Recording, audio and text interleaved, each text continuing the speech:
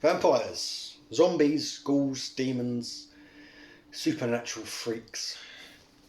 We're going back into the world of Darren Shan. We're going back into the world of the Zombie saga. This is Zombie Chronicles Part 3.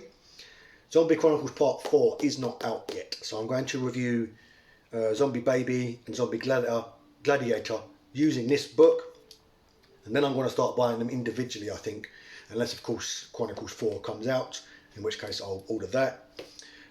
Very, just a good tip for you guys. I actually got hold of this one through Abe Books. It's a used book site. You can buy untold number of books. A lot of them are very, very cheap. So if you're on a tight budget, you can pick up books very, very cheap. I picked this up, and as you can see there, it's damn near perfect condition. And I think a large part of that is, as much as I hate like library dust covers they put on books, you know that plastic sheet they put over books.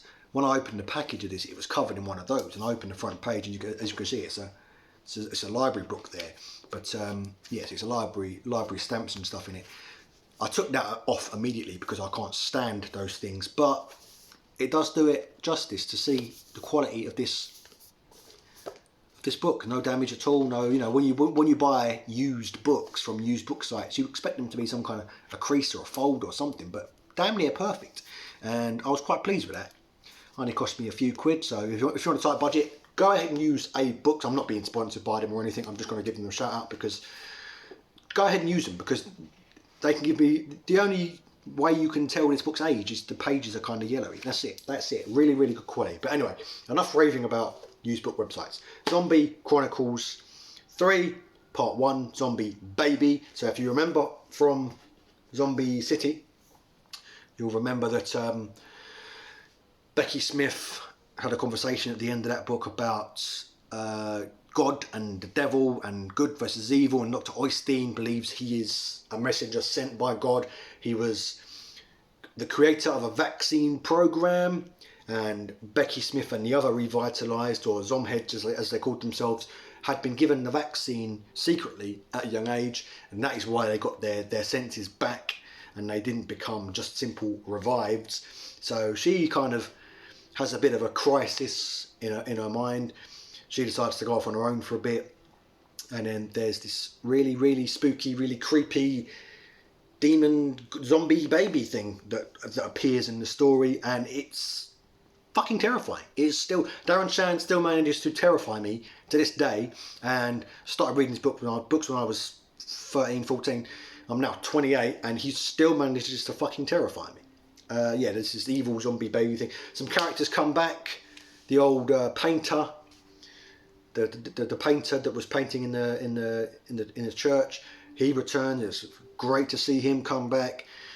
The old famous Dr. Oystein comes back. Rage comes back. I'm starting to see a character arc developing between B and Rage. Kind of like I'm completely throwing caution to the wind here. I can see a romance blooming, is what I think I'm starting to see with these guys. So let me know if you pick up on that as well, because they started out at complete loggerheads with each other, and I'm starting to see just the kindlings of a kind of romantic interest building there. I may be wrong.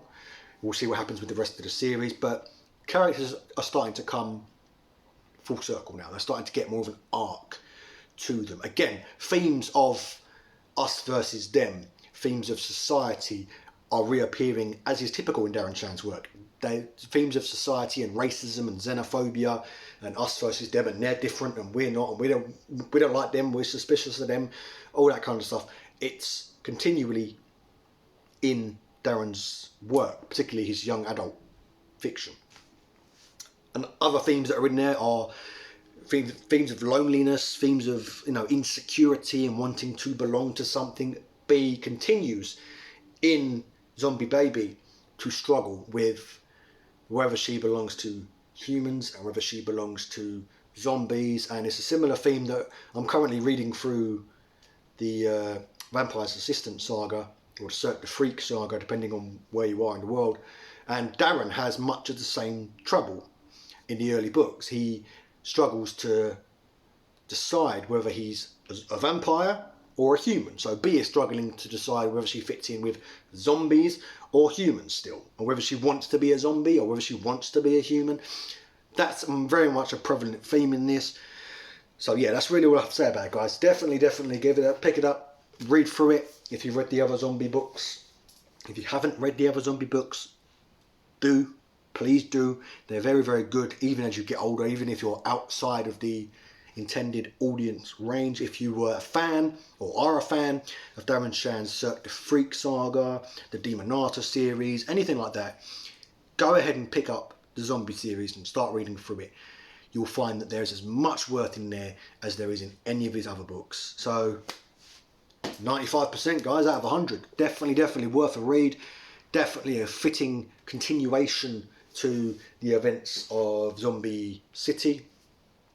I'm going to keep playing through them, keep reviewing them for you guys and letting you know what I think. But in the meantime, keep reading them. I'll see you next time.